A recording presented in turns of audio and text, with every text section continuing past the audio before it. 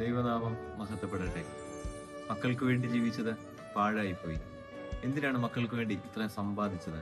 അവർക്ക് വേണ്ടി കഷ്ടപ്പെട്ടതൊക്കെ വെറുതെ ആയിപ്പോയില്ല എന്ന് സങ്കടപ്പെടുന്ന മാതാപിതാക്കളുടെ ഒരു കാലഘട്ടത്തിലാണ് ഇന്നത്തെ തിരുവചന ഭാഗം വളരെ ലളിതമായിട്ട് വ്യാഖ്യാനിക്കുവാനായിട്ട് ആഗ്രഹിക്കുന്നത്.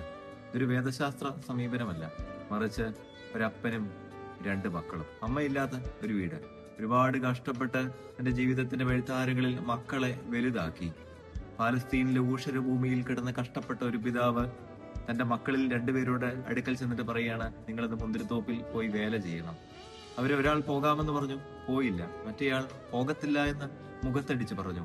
ഈ രണ്ട് മക്കളും അപ്പന്റെ കണ്ണുനീരണിയിച്ചു, അപ്പന്റെ മനസ്സിനെ വേദനിപ്പിച്ചു. പ്രിയപ്പെട്ടവരെ, ഇന്നിന്റെ നാളുകളിലും അപ്പന്റെ മനസ്സിനെ വേദനിപ്പിക്കുന്ന മക്കൾ നമ്മുടെ ഇടയിൽ വരുന്നുണ്ട്. എന്തുകൊണ്ടാണ് നമ്മുടെ മക്കൾ നമ്മുടെ അപ്പന്മാരുടെ മനസ്സിനെ വേദനിപ്പിക്കുന്നതെന്ന് ഈ ചെറിയ തിരുവചന ഭാഗത്തിൽ വിശുദ്ധ മത്തായി ശ്ലീഹായുടെ സുവിശേഷം 21-ാം അധ്യായത്തിന്റെ 28 മുതൽ 32 വരെയുള്ള ഈ കൊച്ചു ഭാഗത്തിൽ വളരെ ഭംഗിയായിട്ട് വിവരിക്കുന്നുണ്ട്. അതിൽ ഒന്നാമത്തേത്, പണത്തിന്റെ ധാരാളിത്തത്തിൽ ജീവിച്ച മക്കൾ ഇന്നും അപ്പന്മാരുടെ ഹൃദയങ്ങളെ കണ്ണുനീരണിയിക്കുന്നുണ്ട്. ഇഷ്ടംപോലെ പണമുണ്ട്. പാലസ്തീനിലെ പ്രഭുവാണ് ഈ പിതാവ്. അദ്ദേഹത്തിന്റെ പണത്തിന്റെ ധാരാളിത്തത്തിൽ ഈ മക്കൾ ഇങ്ങനെ വളർന്നു വരികയാണ്. കഷ്ടപ്പാടിന്റെ വില അവർക്ക് അറിയത്തില്ല.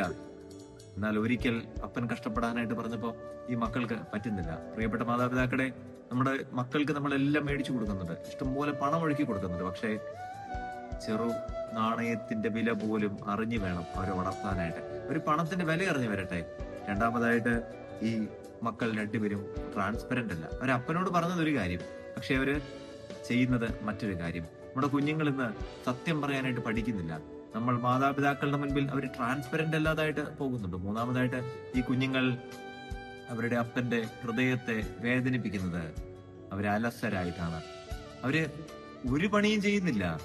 നമ്മൾ നമ്മുടെ കുഞ്ഞുങ്ങളെ ഇങ്ങനെ പൊന്നെ കരളെ എന്നൊക്കെ പറഞ്ഞ് ഇങ്ങനെ വളർത്തിക്കൊണ്ടുവന്നിട്ട് അവരെ അലസരായി മാറുന്നുണ്ട്. പലപ്പോഴും അലസരായ മക്കൾ അപ്പന്മാരുടെ കണ്ണ് നനയിക്കുന്നുണ്ട്. നാലാമതായിട്ട്, ഈ കുഞ്ഞുങ്ങൾ അപ്പന്റെ കഠിനാധ്വാനത്തെ മറക്കുന്നുണ്ട്. പാലസ്തീനിലെ വെയിലത്ത് ഊഷരഭൂമിയിൽ ചാലുകീറി കഷ്ടപ്പെട്ട് നെഞ്ചുമുട്ടി പണിയെടുത്തതായിരിക്കുന്ന ഒരു അപ്പൻ ജീവിതത്തിൽ ആദ്യമായിട്ട് മക്കളോട് പറയാണ്, അവർക്ക് വേണ്ടിയാണ് ഇതെല്ലാം സമ്പാദിച്ചത്, അവർക്കാണ് ഈ മുന്തിരിത്തോട്ടം. അവരോട് പറയാണ്, നിങ്ങളൊന്ന് പറമ്പിൽ പോകാമോ? അവർ രണ്ടുപേരും അനുസരിച്ചില്ല. പ്രിയപ്പെട്ടവരെ, അപ്പന്റെ കഠിനാധ്വാനത്തെ മറക്കുന്ന മക്കൾ ഇന്നും അപ്പന്മാരുടെ ഹൃദയത്തെ വേദനിപ്പിക്കുന്നുണ്ട്.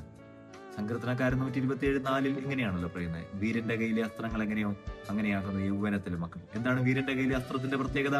അത് ലക്ഷ്യസ്ഥാനത്ത് എത്തിച്ചേരും. പ്രിയപ്പെട്ട മാതാപിതാക്കളെ, ഇനി മക്കൾക്ക് വേണ്ടി സമ്പാദിക്കുന്നത് നിർത്തേണ്ടുന്ന കാലമായി കേട്ടോ.